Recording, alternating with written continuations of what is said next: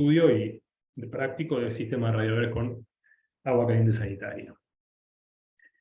Bien, como primer paso lo que vamos a hacer es analizar un plan, ¿no? O sea, siempre que hay necesidad de dimensionar un sistema de calefacción, por lo general se trae un plano, el cliente trae un plano de su casa que está construyendo.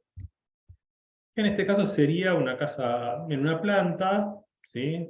Con cocina-comedor, estar, ¿sí?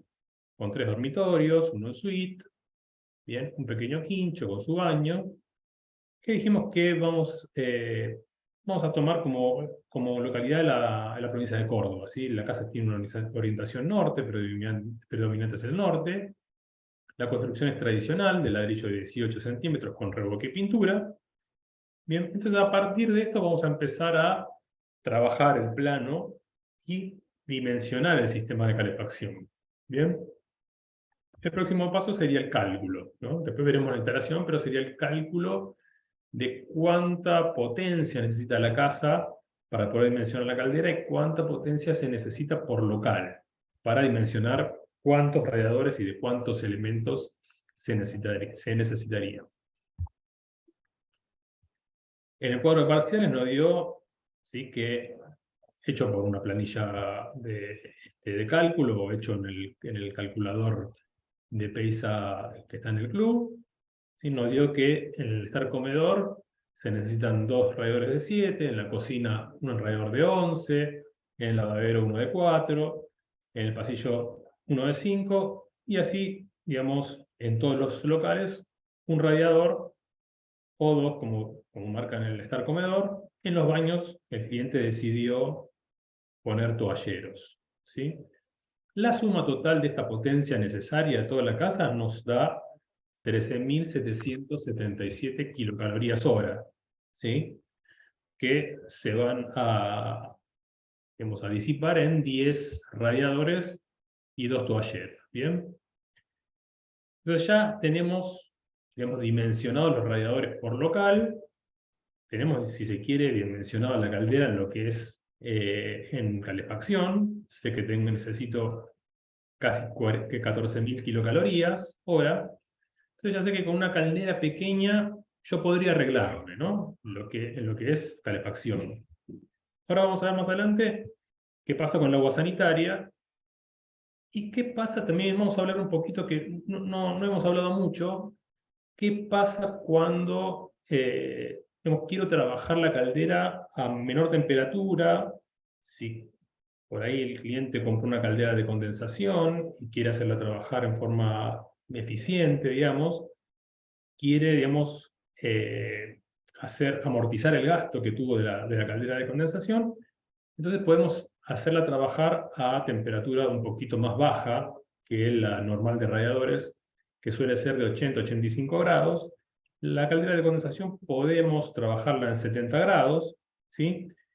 Pero con la salvedad de que si se selecciona una caldera de condensación, se debe incrementar la cantidad de elementos, ¿no? Por la sencilla razón de que si trabajamos a una alta temperatura, tenemos una determinada cantidad de elementos, pero si, digamos, disminuye esa temperatura, necesito más elementos, ¿sí?, para llegar a la misma potencia necesaria, ¿sí? ¿Soy claro en ese aspecto? Ahora vamos a ver.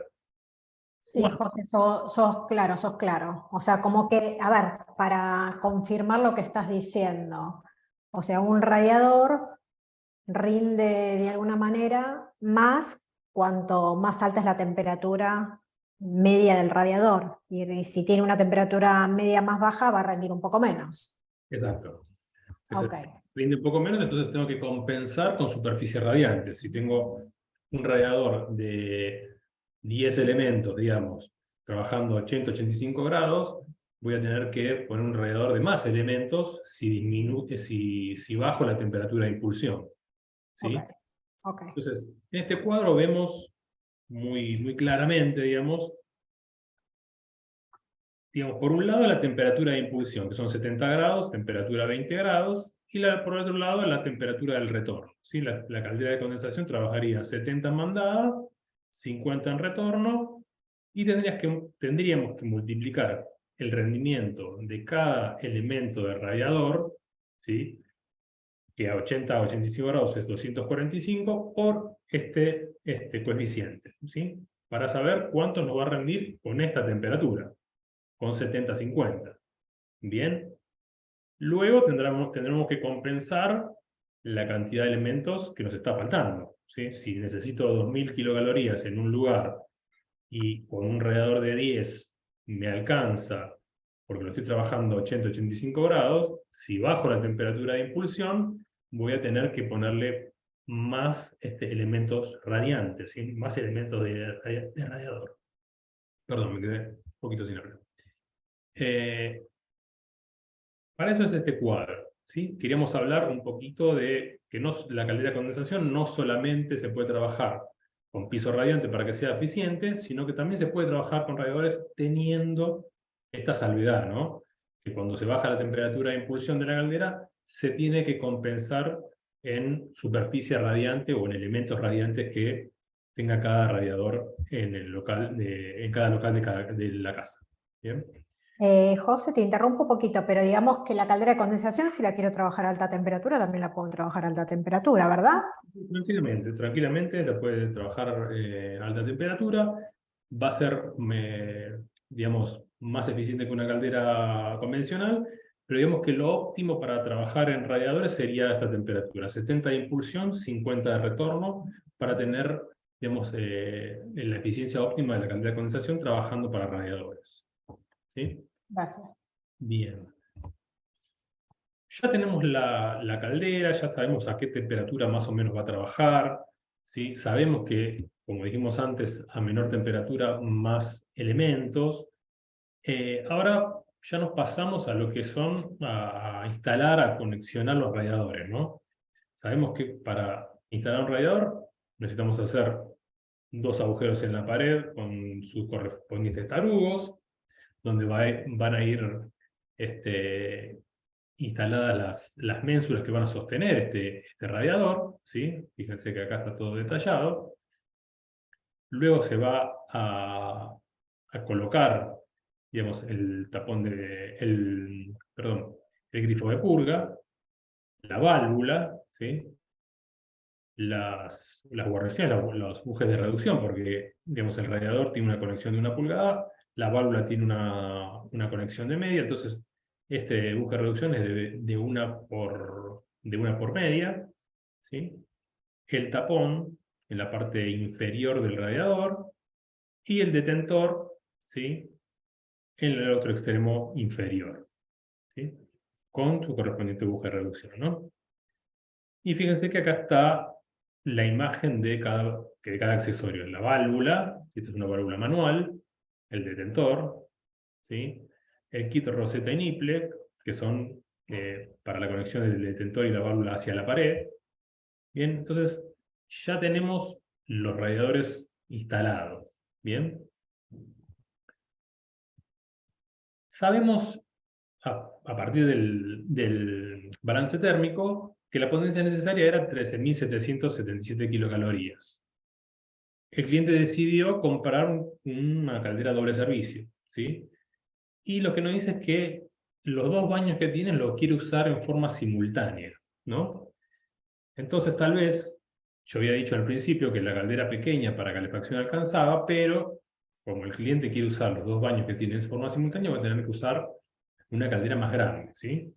Al margen de que la chica sirva para esa potencia. Voy a necesitar una más grande porque necesita los 2 baños de uso simultáneo. Que, digamos, la Diva Tecno, la TecnoSmart 32DS, al poseer una potencia efectiva de 28.800 kilocalorías, me da un caudal de 15,3 litros minutos con un delta T de 30. ¿Se acuerda que hablamos la capacitación pasada de lo que eran los delta T, ¿no? Lo que es la diferencia entre el agua, la temperatura de agua cuando ingresa a la caldera y cuando sale, ¿sí? Esa diferencia es el delta T. Entonces, decimos que con delta T 30, que estaría correcto para la zona de Córdoba, esta caldera da 15,3 litros minutos, que podría ser tranquilamente una ducha, ¿sí? Más o menos de 7,5 litros minuto, esta caldera la podría abastecer bien. Al igual que esta, que es la caldera Diva 32DS. Bien, como habíamos hablado la vez pasada, esta caldera tiene un intercambiador independiente, ¿sí? En la caldera Diva 32, el intercambiador es bitérmico, que, digamos que para la situación que habíamos hablado al principio, de usar la caldera en la forma que habíamos hablado, el intercambiador bitérmico no era recomendable, sino que era recomendable en la que tiene el intercambiador independiente, ¿sí? Que es esta, la Diva Tecno, la Tecno Smart o la Suma Condense, que también tiene una potencia de 28.000 kilocalorías hora. Y con un delta T30 estaría dando unos 16 litros minuto, ¿sí? Entonces, 2 duchas podrían ir bien con este delta T, ¿sí? Ahora, si el cliente me dice que en realidad tiene 2 baños, pero no lo va a usar en forma simultánea, porque es muy difícil que se bañen 2 personas al mismo tiempo, entonces podría resolver, digamos, esta casa podría dimensionarla con una caldera 24, la línea 24, ¿sí? Porque si era más pequeña, me alcanza para calefacción, me da, me da servicio para una ducha, así que tranquilamente podría ir una de 24. Bien, dejamos lo que es ya el dimensionamiento, ya dimensionamos radiadores, dimensionamos caldera, dijimos que vamos a poner una caldera grande, ¿sí? Porque los baños eran de uso simultáneo. Entonces pasamos ya a ubicar los radiadores, ¿sí? Recordemos que los radiadores se ubican próximo o debajo de las ventanas, ¿sí? Porque es de ahí donde, digamos, ingresa el frío al local, entonces atacamos directamente donde ingresa el frío, ¿sí? No se colocan en nichos, no es recomendable colocarlos en nichos porque pierden mucho rendimiento, ¿sí? Y las conexiones se recomiendan hacerlas del lado de la pared, ¿sí? O sea, vemos que la válvula va a estar del lado de la pared. ¿Por qué eso? Porque si se llegara a necesitar poner un radiador de más elementos, digamos, el conexionado me permitiría crecer hacia este lado, que es el contrario de la pared. Si yo tuviese, digamos, invertido el radiador, no me permitiría crecer porque tengo la pared al lado, ¿sí? Entonces, siempre las conexiones se recomiendan que sean del lado de la pared para permitir el agregado de elementos. Bien, entonces vemos un poquito cómo están ubicados los radiadores, ¿sí? Un radiador por cada local, ¿sí? Acá me dio 2 de 7 elementos, el resto me dio todo un armado de un radiador, para después ya tirar el tendido de cañerías. Decimos que la caldera es esta, ¿sí? De la caldera sale y en forma de peine se va a lo que es la zona noche, ¿no? Habíamos hablado al principio que todo lo que es dormitorio iba a ser este paquete de locales, iba a ser la zona noche. Es donde la gente está en la noche, donde duerme, donde va al baño tal vez se cambia, donde va al baño de noche. Y fíjese que también están colocados los radiadores y su correspondiente cañería en lo que es la tira de locales de la zona día, ¿sí? Bien, una vez ya tendida la cañería, que decidimos por dónde va a pasar la cañería, empezamos a dimensionar la cañería, ¿no? Entonces sabemos, por este maravilloso cuadro de potencias, de equivalencias, ¿sí? Que más de una vez nos ayuda a los proyectistas, que para dimensionar un radiador, digamos, los radiadores que están solitos, ¿sí? Nunca van a tener más de 4.000 kilocalorías. Entonces, sé que de 0 a 4.000 kilocalorías, en OFIT me arreglo con un tubo de 16, con una cañería de diámetro 16. O sea que a todos los radiadores que están solitos le va a llegar tubo de 16, ¿sí? A 1 o hasta 2 radiadores. Siempre sumo las potencias de los radiadores y me fijo en qué escala están, ¿no? Si están de 0 a 4.000 será la tubería 16, si están de 4.001 a 6.000 serán tuberías de 20. Y así me voy fijando en este cuadro ayuda a memorias, ¿sí? Ahora, ¿qué pasa cuando ya tengo Ya sumé este radiador, este radiador, este radiador, este radiador, este radiador. Esas potencias se van incrementando y me da que ya en este punto, sumando todos los radiadores que convergen en este punto, ya la cañería me da por encima de 4000 kilocalorías y tengo que pasar a un diámetro de 20. Toda esta parte va a ser diámetro 20. ¿Sí? Y si sumo todo este paquete noche, de locales nocturnos, digamos, y este paquete día, ¿sí? Si sumo esas potencias, seguramente en este nodo, en esta unión acá, en esta T, que une la zona día con la zona noche, y bueno, ya acá fíjense que tengo que ir con 32 a la caldera, ¿no? Porque sumé las potencias y ya me da entre 10.000 y 18.000 kilocalorías, ¿sí? Entonces, a los radiadores que están solitos, seguramente, si es uno o dos radiadores, hacemos el cálculo igual, pero seguramente le va a llegar este tubo de 16. Y haciendo, digamos, la suma desde lo más alejado hasta lo más cercano, vamos sumando y seguramente estos tramos nos va a dar diámetros más grandes de cañería. ¿Bien? Luego voy a tener que, digamos, contabilizar cada accesorio que voy a necesitar. Por ejemplo, sé que acá va a estar instalado la caldera, que la caldera tiene conexiones en calefacción de 3/4, y que el tubo que llega acá es de 32, ¿sí?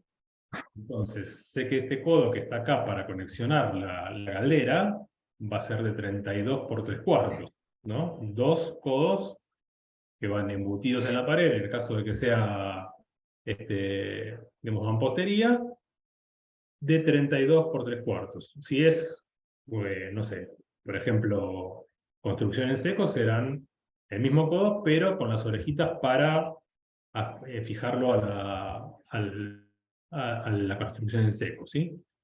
José, te hago una pregunta. Acá me preguntan cuál es el diámetro de la cañería de retorno. O sea, tenemos la cañería de mandada y cuál sería el diámetro de la cañería de retorno. La cañería de retorno siempre es la misma, del mismo diámetro de la mandada, ¿sí? En cañerías bitubos siempre son si yo mando 32, este tramo de 32, en mandada el retorno va a ser 32. Todo lo que es 20 de mandada va a ser el retorno 20. Y en 16 el retorno también 16. O sea que el mismo diámetro de mandada va a ser para el retorno, ¿sí? En eso no hay cambios. ¿Bien? Gracias. Pero fíjense que, bueno, van a tener que, digamos, fijarse unión por unión, curva por curva. Acá va a haber una T reducción de 20 por 16, acá otra reducción de 20 por 16. Para cada radiador, obviamente, van a necesitar un codo para conectar el codo a la cañería, que es un codo de 16 por media, ¿sí? Algunos usan codos para hacer, por ejemplo, en este caso, la curva que va hasta este radiador. Otros, digamos que flexionan siempre y cuando, ¿no?, lo permita el tubo, curvan el tubo y no usan, digamos, el codo, curvan el tubo acá y van hacia el radiador. ¿Sí? Son diferentes maneras de trabajar. Lo que recomendamos es que si van a doblar el cubo, a curvar el cubo, siempre sea dentro de los márgenes permitidos, ¿no? No es hacer cosas que se estrangule el tubo y tenemos que hacer toda la tirada de vuelta porque no se puede, no es correcto, digamos, arreglar un tubo. Bien. Pero bueno, básicamente acá ya tendríamos, ¿no?, todos los elementos necesarios. Digamos, me pongo a medir después cuánto tubo de 20 tengo, cuánto tubo de 16 tengo, cuánto tubo de 32 tengo, me pongo a contar cuántas conexiones para radiador tengo, que seguramente va a ser el doble de la cantidad de radiadores, ¿sí?, porque cada radiador lleva 2 conexiones. Cuántas T reducción, ¿sí? Y ahí ya tengo, digamos, más o menos un panorama bastante certero de lo que voy a necesitar comprar para hacer esta instalación, ¿sí? Bien. Vamos a usar para esta instalación un tubo OFIT de PEX-B de 5 capas con barrera antioxígeno. Esto es importante recordar porque saben que una instalación sin barrera antioxígeno termina arruinando los radiadores, ¿sí? Entonces la barrera EVO-H que tiene el tubo OFIT de PEX-B de 5 capas es una barrera química que, digamos, de alguna forma no deja entrar oxígeno a la instalación, ¿sí? Entonces, es importante que en todas las instalaciones de radiadores se utilicen caños con barrera antioxígeno. Bien, el tubo PEX viene de diámetro 16, 20, 25 y 32. Los últimos dos diámetros, 25 y 32, vienen en tiras de 4 metros. Los de 16 y 20 vienen en rollos de 50, 100, 240. Lo que es la línea de fittings, y fíjense que acá están todos los que estábamos hablando, las T-reducción, los Raccord unión, los codos de conexión para la caldera y para los radiadores, los codos de conexión para construcción en seco, que fíjense que tiene la diferencia que tiene, es que tiene esta orejita acá, que viene preparada para calzarle un tornillo, ¿sí? Que va agarrado al perfil metálico que tiene la construcción en seco. Bien. Luego las herramientas, que son herramientas de prensado con cabezal fijo o móvil, con brazos extensibles, con rodazas de prensado de tipo TH intercambiables, ¿sí? Pinza cortadora con sin cricket, abocargador, ¿bien? Está toda la línea completa como para que puedan adquirirlo en un solo lugar y no tener que ir a otros lados a completar la instalación, ¿sí? Luego de esto, como habíamos dicho al principio, ¿se acuerdan que habíamos dicho que habíamos dividido la casa en dos zonas, ¿no? Zona noche y zona día.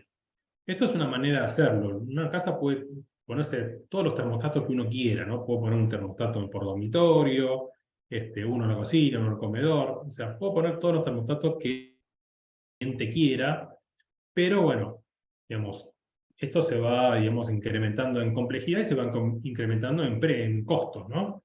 Entonces, básicamente, para no hablar de una casa que va a usar solamente un termostato conectado a la caldera, vamos a hablar de una casa con básicamente dos zonas, ¿sí? Zona día y zona noche, donde el termostato, fíjense que en la zona día está conectado en el acceso, en el estar, ¿sí?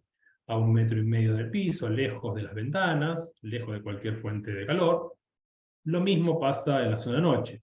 El termostato está también a la misma altura, lejos de cualquier foco de frío o de calor, como para que sea lo más independiente posible en la medición, ¿no? Bien. Entonces, ¿qué pasa? Sabemos que la caldera no puede obedecer una sola señal, no puede obedecer a muchas señales del termostato, ¿no? Se volvería loca. Uno quiere, el otro no quiere calefacción. Entonces, lo que tenemos que hacer en estos casos es conectar los termostatos a una central de zonas, ¿sí? Bien, esta es la central de zonas. La central de zonas lo que va a hacer es como dialogar, ser un intermediario, hacer la suerte de intermediario entre el termostato y los cabezales que van a estar colocados en cada válvula de zona, que voy a tener dos válvulas de zona en este ejemplo porque tengo dos zonas, ¿sí? En caso de tener más termostatos, voy a tener más zonas, más válvulas, más cabezales, ¿sí? Pero en este caso vamos a tener dos. Entonces el termostato va a medir en la zona día, el otro termostato va a medir en la zona noche, y en el caso de que ambos termostatos lleguen a temperatura, van a cerrar los cabezales, van a hacer cerrar las válvulas, ¿sí? Y van a avisar a la caldera que las dos zonas llegaron a temperatura, que corte el servicio, ¿sí? Que corte el quemador y que corte la bomba.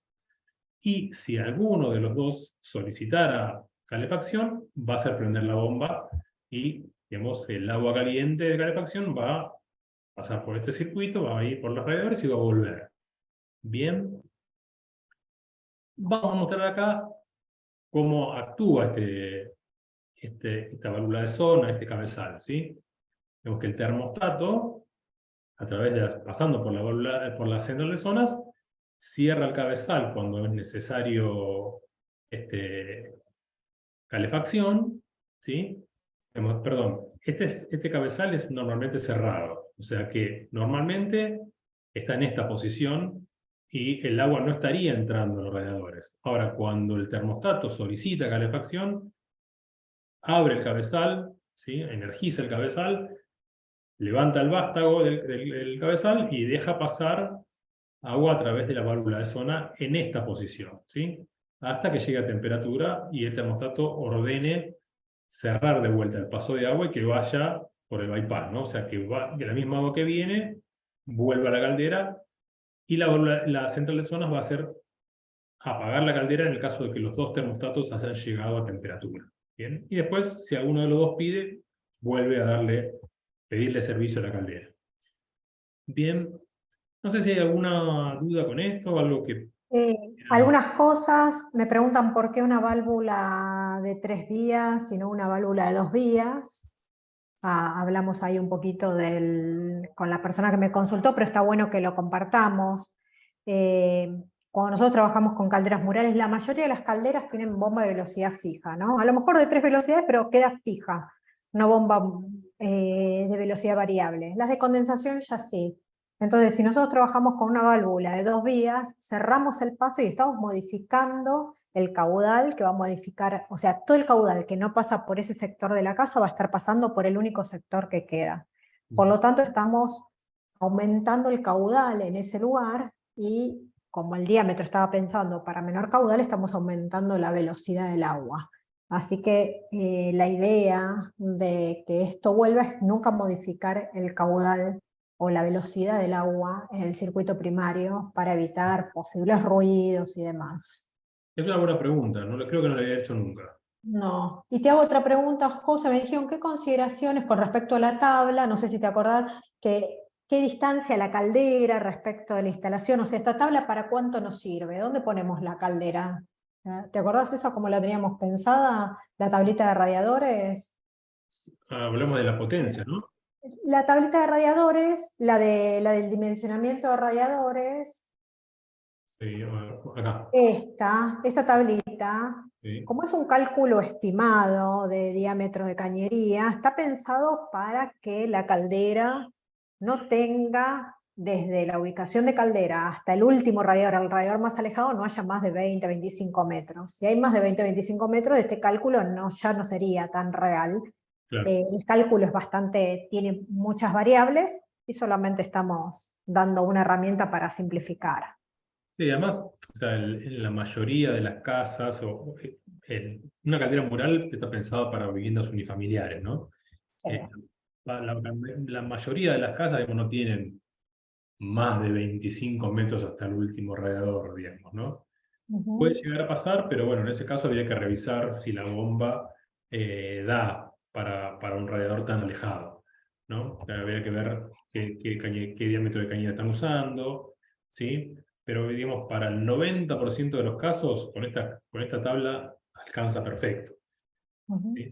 Me preguntan cómo sería si se puede unir un sistema Office con un sistema de termofusión. Sí, se puede unir, hay piezas, en realidad, sí, en realidad no fusión, sino que tendrías que poner por ahí un tubo macho, ¿sí? De que de un lado es fusión y del otro lado es una rosca en pulgadas o milimétrica, y acoplarle ahí un no-fit, ¿no? Rosca hembra, del diámetro que tengas en ese momento, ¿no? En esa conexión. Pero sí se puede, se puede. Después me pregunta qué tan cerca puede ir un radiador de una toma de una llave de luz, por ejemplo. De una llave de luz, Sí, no habría no hay... problema en eso, no habría problema cerca de una llave de luz, no. O sea, el calor es uniforme, pero no llega, digamos, a derretir algo, no habría problemas con eso. A ver, ¿qué más? Para que estoy leyendo que se activaron todos y empezaron a poner tantos. Claro. Eh, Todas las capacitaciones quedan grabadas y Analía después las sube, después les recordamos los lugares, Analía después se los recuerda al final. Sí, sí. Voy a ir por el bypass en lugar del resto de los objetos. A ver, Lucas dice, al hacer un bypass, no es muy baja la contrapresión, el caudal no va a tender a irse por el bypass en lugar de los circuitos. En realidad, Lucas, a ver si entiendo, José, estoy tratando de entender la pregunta primero, por eso no te la hago. Sí, Lucas, correginos, creo que, o sea, cuando nosotros hacemos la válvula de 3 vías, el que habilita o un paso o el otro es el termostato que está diciendo abrí o cerrá el paso. O sea, va a ir para donde corresponda según tenga abierto el paso, o para calefacción o volviendo a la caldera. claro. No sé si... Después ¿Con qué recomiendan, te tiro otra, José, con qué recomiendan aislar las cañerías? ese es decir, sí. Hay cobertores que creo que son de goma espuma, ¿no? Sí, o de polietileno, creo, las coquillas, ¿no? Sí, Esas, las sí, coquillas. sí. Se compran, son muy comunes en cualquier sanitario. La piden como cobertores y se enfunda, digamos, en la cañería y eso funciona bien como aislante. No le digo algo de aire acondicionado porque son muy caras, pero Mm, esas están bien. Cobertores. ujú, ujú. A ver, pipi, pipi, creo que más o menos están... De ahí las Se cañerías. aíslan ambas cañerías, me preguntan, sí, tanto Sí, mandada como retorno. y todo lo que puedas evitar que pierda calor se traduce en un ahorro de energía y por lo tanto se traduce en un ahorro en dinero, ¿no? Ujú. Y aparte, muchas de las cañerías van por, o sea, suben pared, pero la mayoría van empotradas por piso. Estamos hablando de temperaturas altas, ¿no? 80, 70. Ustedes piensen que un piso radiante en general va como más, máximo 45 grados, ¿no? 50 como mucho. Imagínense que a 70 esto puede no solo un disconfort para el usuario que va a estar pisando, como dice José, la pérdida de energía y plata, sino que pueden haber problemas constructivos si mandamos una temperatura tan alta sin aislar. Sí, acá Juan Pablo dice, en caso de que abajo de la ventana no haya lugar para instalar el radiador, ¿se instala a un costado? Sí. O sea, el lugar ideal es abajo de la ventana. A veces que tenés una ventana balcón y no tenés posibilidad, ¿no?, de poner el radiador, lo pones inmediatamente al lado y sería la mejor posición. Mm. Bueno, ahí Lucas, perdón, vuelve con el tema del bypass. Habla de cuál es la pérdida de carga de la válvula de bypass respecto del resto de la instalación. Como el resto de los radiadores están en paralelo, en realidad la pérdida de carga es como ir desde la válvula hasta el último radiador. Y las válvulas de bypass en general tienen un detentor donde vos podés calibrar esa pérdida de carga para que sea equivalente al sistema que estás bypassando. Claro. A ver, pará, va muy rápido.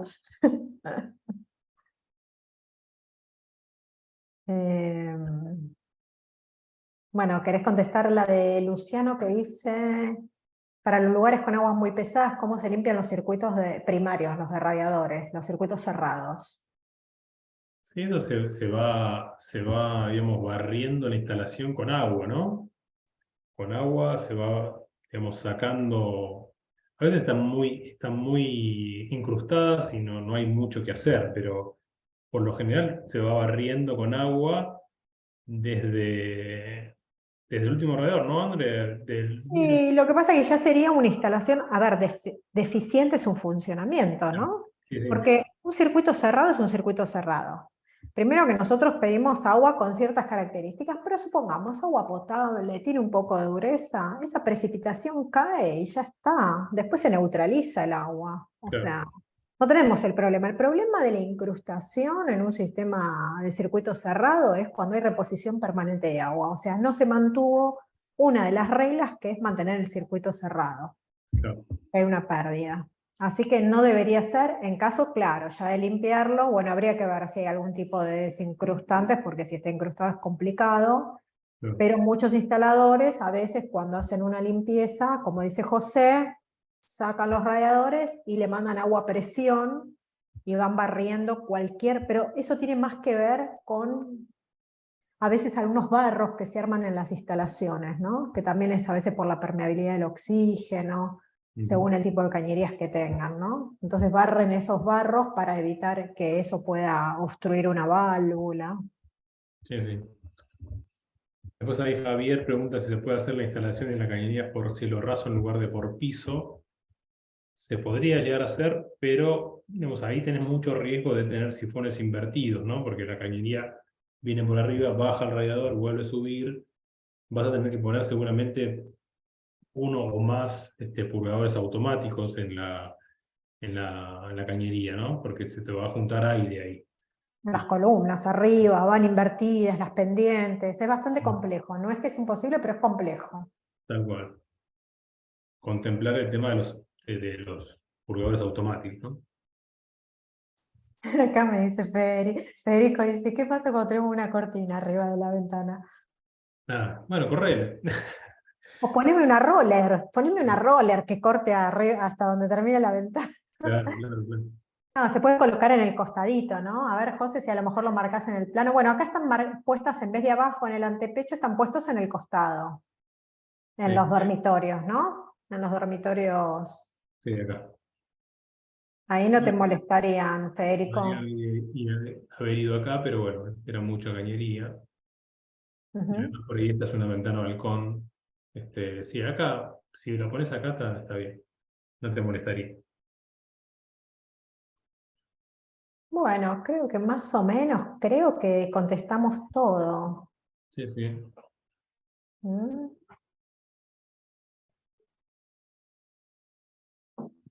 Bueno, ¿alguna consulta más, gente? ¿Creemos que ya estamos? Perdón, ¿Vos chicos, había quedado pendiente, no habían terminado la capacitación. Ah, Estaban por la perdón, parte perdón, de válvulas, en la parte de actuadores. perdón. Les había quedado algo. Mm. Ahí habían quedado. Sí, Chao, me voy. bueno, lo que queda es poquito, digamos. Después tenemos ya el cómputo de materiales, ¿no? De radiadores. Sabemos que necesitamos 10 kit universal de radiadores, ¿sí? Porque son 10 radiadores, 12 válvulas y 12 detentores y 12 kit roseta, porque son los 10 radiadores más los dos toalleros, ¿sí? Los toalleros no usan kit universal, entonces son 10 kit universal. Accesorios para el radiador, sí usan todos válvula, detentor y kit roseta. Después, bueno, cada uno de los modelos de radiadores que vamos a necesitar. Un aditivo para instalación de radiadores, que eso viene en medio litro, y se recomienda medio litro cada 25.000 kilocalorías que necesita la instalación. ¿Sí? El proyecto está realizado con radiadores Tropical 500, pero existe la posibilidad de cambiarlo por otro modelo de la línea de radiadores Penisa. Lo que refiere a las calderas, ya habíamos quedado que la caldera era una diva, en realidad una 32, porque dijimos que iba los dos baños simultáneos, ¿sí? El kit de conexiones flexibles para diva de servicio, que son los flexibles. La ventilación es una ventilación estándar de 1 metro con codo, ¿sí? El codo a 90, o axial, y 1 metro de tubo con terminal antiviento. Luego 2 termostatos ambiente Centrally, y Wi-Fi de PEISA, uno para zona noche, uno para zona día. 2 válvulas de zona de 3 vías universal, 2 actuadores y la central de zona de 230 volts, ¿sí? Eso sería, digamos, todo. Empezamos desde cero, ¿no? Empezamos chequeando la instalación. Fíjese cómo fuimos dimensionando, haciendo balance térmico, planteando todo un tendido de cañerías, dimensionando las cañerías, hablando de cómo se instala el radiador, con qué accesorios lleva todas las cañerías, no solo el tubo, qué caldera usar respecto a calefacción, respecto a agua caliente sanitaria. Y bueno, después hablando de la termostatización en 2 zonas claras, ¿sí? Le dimos un toque más integral como para que vean no solamente el caso del típico, solamente un termostato en toda la casa. Y desmenuzamos todo lo que es la instalación, ¿no? Como para que puedan ver un poquito más avanzado ya una instalación típica unifamiliar. Creo que no nos queda nada, Ani, así que nos podemos ir despidiendo si no tenemos alguna otra consulta. No, estas cosas creo que dicen dónde se puede ubicar la central de zona, es independiente, ¿no? Cerca de la, o sea, se tiene que conectar con la caldera, con los termostatos y con las válvulas, donde sea más conveniente para llevar menos Sí, eso es, cables, ¿no? en cada obra puede llegar a ser diferente, pero tengan que tener en cuenta que digamos, la central de zona tiene que estar cerca de la caldera, pero también tiene que estar cerca de los termostatos, si tiene un cableado, un corrugado que va a llegar hacia la central de zona, hacia las válvulas de zona, hacia la caldera. No decimos cuál es exactamente, físicamente el lugar indicado, porque cada obra es diferente, pero tener en cuenta esos parámetros. Y bueno, y si viene algún gabinete para las válvulas. En realidad para las válvulas no tenemos gabinetes. Se puede dejar el lugar y va a hacerlas in situ, pero no tenemos por ahora gabinetes para las válvulas. Se hace como un nicho Sí, un en nicho, pared y se deja, obviamente, después se le pone una tapita, pero se deja como un nicho para poder acceder después a la parte eléctrica, ¿no? Y a la válvula, si hay que en exacto. algún momento reemplazar. Sí. Bueno, creo que nada más.